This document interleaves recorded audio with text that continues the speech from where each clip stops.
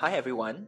As we continue to adjust to the impact of COVID-19, Tracks have come up with another resource to share how we can empower ourselves to look out for our colleagues and the people around us.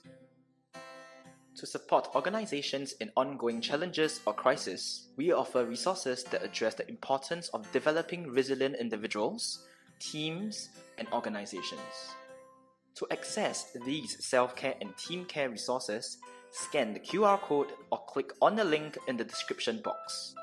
As Phil Jackson had said, the strength of the team is each individual member. The strength of each member is the team. Due to the fast-moving nature of our work, coupled with the constant adjustments over the past months, we may feel ill-prepared to assist our colleagues who are experiencing distress. However, extending our support can strengthen the resilience of the team and the individual members.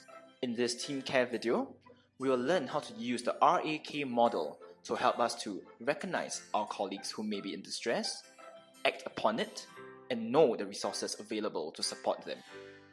We only need to be equipped with 3 simple skills to reach out to a colleague in distress. First, we need to recognize the possible stresses experienced by a colleague. When we see something, do something. We then act accordingly to provide support to the person in distress. It will be great if we can share at least 2 trusted resources with the person too. Recognize, act, know. These 3 simple skills can better prepare us so we can confidently extend our support to anyone in distress.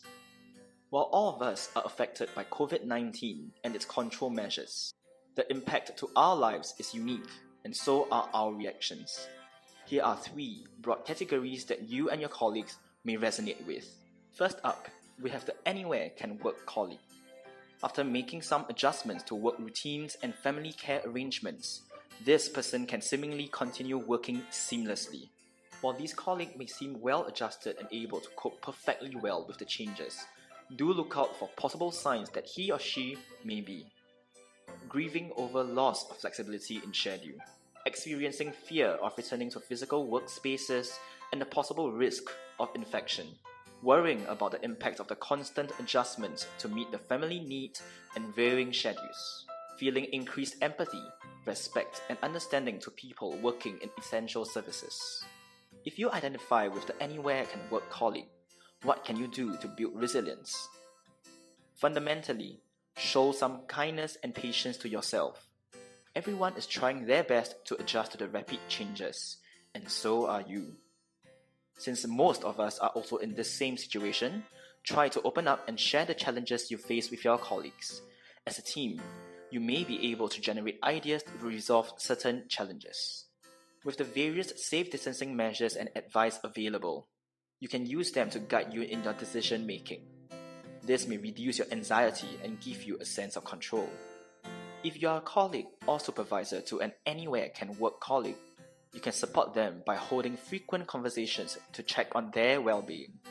During the conversations, encourage the person to share their needs and concerns. In doing so, you are trying to empower the colleague to seek early assistance to mitigate any potential challenges. If there's a need for changes at the workplace, keep them small and roll them out in phases if possible. This will allow everyone to have ample time to adapt and adjust accordingly. Being preemptive to changes and given the time and space will reduce the level of uncertainty and anxiety experienced. Next, let's take a look at the No Task Too Small colleague. This is the colleague who's taken on a new task or job scope due to arising issues from the impact of COVID-19. And due to the change in a work assignment, the No Task Too Small colleague is required to learn new skills or get used to a new working team within a short period of time. You might observe that this colleague has discovered a new interest and passion in the newly assigned task. However, that does not mean that the No Task Too Small colleague has not experienced any difficulties.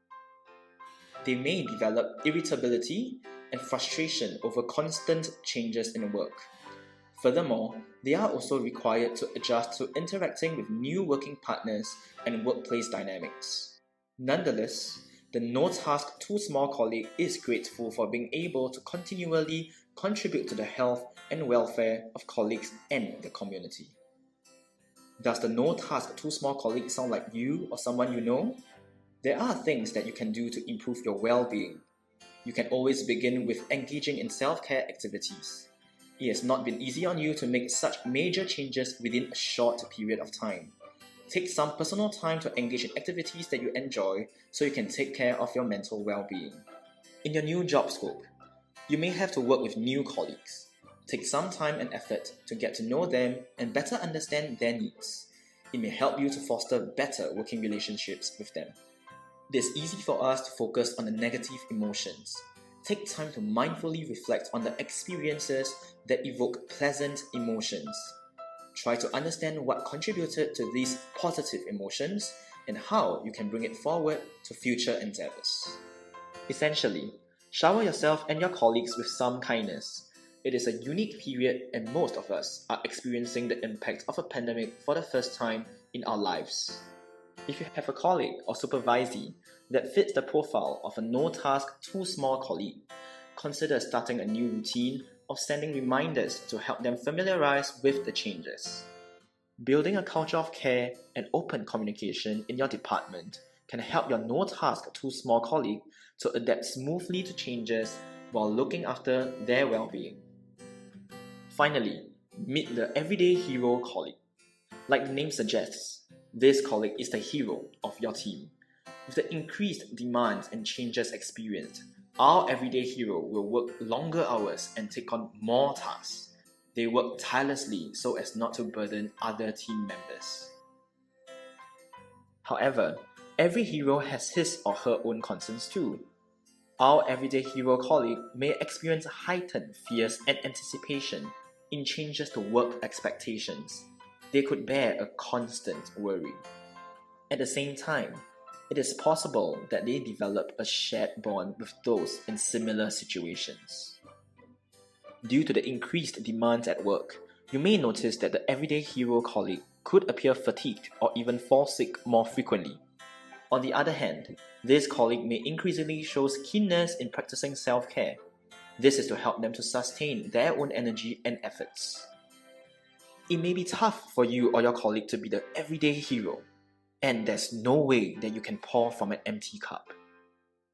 Identifying the signs and symptoms of burnout early so you can actively take care of yourself and the people around you. Empower yourself and even your team members to incorporate short self-care activities within the work schedule. You should continue to find ways to bring joy at work in order to boost the team morale. We can also proactively look after our everyday hero. As a colleague or supervisor, we can continue to show appreciation for our colleagues' efforts and contributions. During daily communication, we need to be factual to provide certainty and prevent unnecessary speculation within the team. Reframe any negative perception on seeking psychological and emotional support. This will encourage help-seeking behaviors among our colleagues. We should also encourage the provision and use of psychological and emotional support services so everyone's well-being can be well taken care of. After learning about the 3 categories of colleagues that most of us might encounter and how we can support them, you may be wondering how to reach out to them, as many of us may still be on alternative work arrangements and do not have the opportunity to meet them in person. While we are accustomed to being physically present when assisting a colleague in distress, we may now have to explore and be open to alternative forms of providing emotional support. We hope the practical tips in this resource can guide you in providing support for your colleague through video or phone calls. Scan the QR code to access this resource. While we can provide our colleagues in distress with early and immediate support, we must also recognize that they may require additional support from a mental health professional. Certain matters may not be within our capabilities to assist, and it would be useful to know who we can refer our colleagues to. Should you think that your colleague in distress needs further assistance, refer them to these helplines. While providing support to a colleague in distress is essential and meaningful, there are inherent challenges in continuously interacting with individuals who are experiencing significant stresses in their lives. Therefore, it is critical for us to engage in self-care practices and also share these practices with the colleague in distress. If you have not watched our video on self-care, click on the link provided in the description box. The video will walk you through the concepts on self-care and some self-care activities that you can try out. Let's recall the 3 simple skills to reach out to a colleague in distress. Firstly, recognize the signs and symptoms and know when a colleague is in distress. When we see something, do something, so we act accordingly to provide support. Finally, knowing at least 2 trusted resources will come in handy if and when the colleague needs further assistance. Before we end this video, I would like to share about the Department of Tracks. The Department of Tracks in Changi General Hospital looks at enhancing workforce and community resilience through education and empowerment. We aim to help organizations and their employees develop greater mental resilience and create stronger psychological wellness support in our workplace and the community. Thank you for watching this video. I hope you have gained useful tips and information on how to support yourself and your colleagues. If you need more information or have any feedback for us, feel free to contact us via the information provided.